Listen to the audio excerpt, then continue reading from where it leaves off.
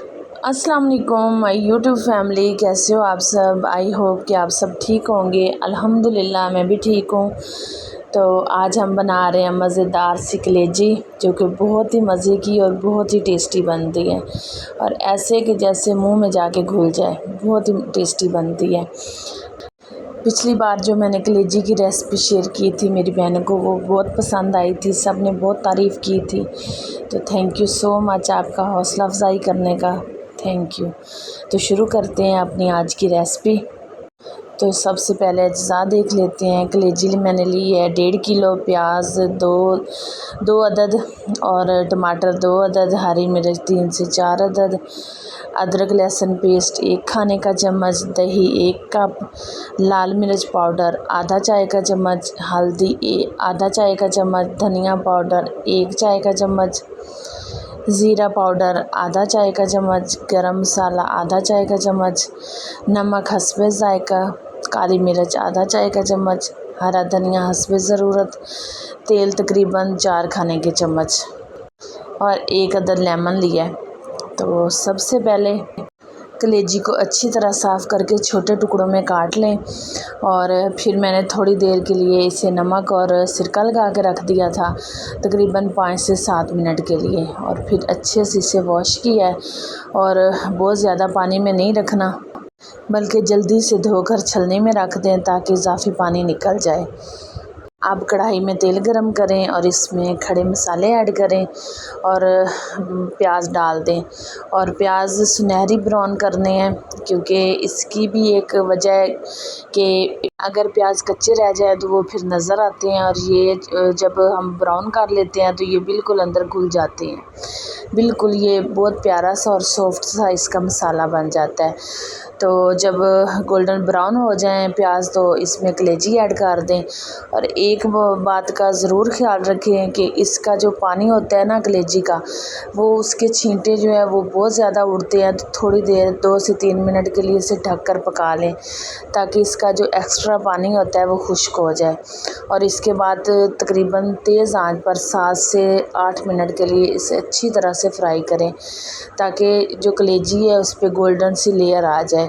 तो उसके बाद लहसुन अदरक का पेस्ट डाल दें और लहसुन अदरक के पेस्ट को भी तब तक फ्राई करें जब तक उसकी खुशबू ना आने लगे और कच्चापन ना दूर हो जाए। और फिर टमाटर और जो सब्ज़ मिर्चें काट के रखी हैं वो ऐड कर दें और 2 से 3 मिनट के लिए मज़ीद इसकी भुनाई करें। और इसके बाद नमक, लाल मिर्च, हल्दी, धनिया पाउडर और ज़ीरा डालकर अच्छी तरह भूनें, यहाँ तक कि मसाले से तेल अलग होने लगे। इसके बाद इसमें दही शामिल करके अच्छी तरह भूनें और इसके बाद कलेजी को ढक कर और पका लें 3 से 4 मिनट के लिए। कलेजी भी सॉफ्ट हो जाएगी और जो दही का पानी है वो भी खुश्क हो जाएगा।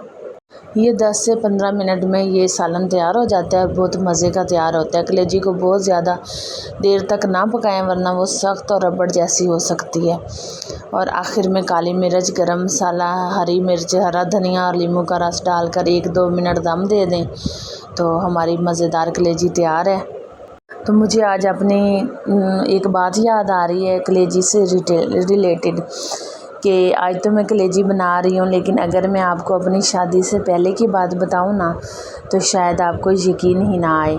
शादी से पहले मैंने कभी चिकन तो क्या कलेजी तक इस तरह नहीं पकाई थी, बल्कि सच बताऊँ तो मुझे कलेजी की खुशबू भी अच्छी नहीं लगती थी। घर में अगर कलेजी बन रही होती तो मैं किचन से दूर रहने की कोशिश करती थी। तो फिर शादी हुई तो समझ आया कि मियाँ साहब को क्या क्या पसंद है। असल में मसला ये था कि मुझे ना चिकन या ये कलेजी कोई भी गोश्त है ना, मुझे स्मेल बहुत ज़्यादा आती थी। और मैं अगर कभी मतलब धो लेती थी या वो पकाती थी ना तो मुझे इतनी अपने हाथों से स्मेल आती थी, तो मैं पानी पीने के लिए 10 बार हाथ धोती थी और मेरे ज़हन में वही खुशबू रहती थी, वही स्मेल रहती थी कि अभी भी मेरे हाथों से स्मेल आ रही है। और अब भी मेरा यही आदत है कि अगर किसी ने चिकन या किसी चीज़ कच्ची को हाथ लगा लिया है ना, तो फिर मेरी बार बार उधर ही नज़र रहेगी। मैं बार बार बच्चों को सबको कि पहले हाथ धो फिर पानी पीना, फिर गिलास से भी स्मेल आएगी, मुझे पानी वाले कूलर से भी स्मेल आएगी। पता नहीं ये मेरे साथ ही है या किसी और के साथ भी ये मसला है, लेकिन मेरे साथ ये बहुत ज़्यादा होता था। तो पहले तो मैंने शादी से पहले तो कभी ना आज तक पकाई थी और ना ही मैंने कभी हाथ ही नहीं लगाया था।